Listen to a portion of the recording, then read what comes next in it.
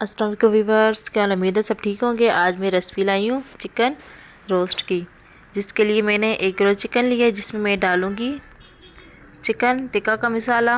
आपके पास जो भी रोस्ट मसाला है आप वो भी यूज़ कर सकते हैं। ज़्यादा चिकन टिक्के का जो मसाला है उसका अच्छा टेस्ट होता है। साथ ही में येलो मस्टर्ड 1 से 2 चम्मच में ऐड करूँगी और इससे बहुत ही यम्मी क्रिस्पी हमारा चिकन बन के तैयार होगा। और साथ ही स्पाइसी करने के लिए मैं 2 सोया सॉस के चिली सॉस के चम्मच डालूँगी। साथ ही में 2 चम्मच मैदा डालूँगी।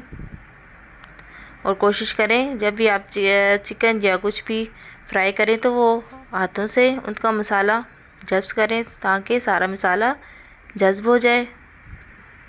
और साथ ही 1 चम्मच में सिरका डाल के इसको मैं 15 से 20 मिनट रख दूँगी। जितना भी रखेंगे उसका टेस्ट अच्छा आता है।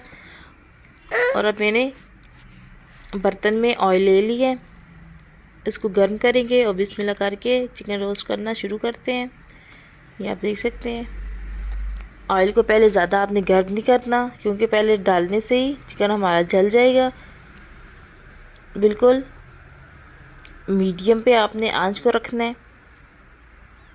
और इसी तरह मैंने ये देखें आप चिकन रोस्ट करना शुरू कर दिया है। ये बर्तन के साथ भी नहीं लगा, ना ही इसका हमारे चिकन का मसाला अलग हुआ है।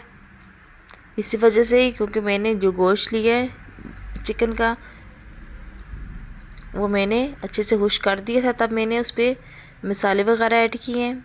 और इसमें मैदा भी मैंने डाला है। कोशिश करें कि मैदा तब भी यूज़ करें पानी उसका खुश्क हो।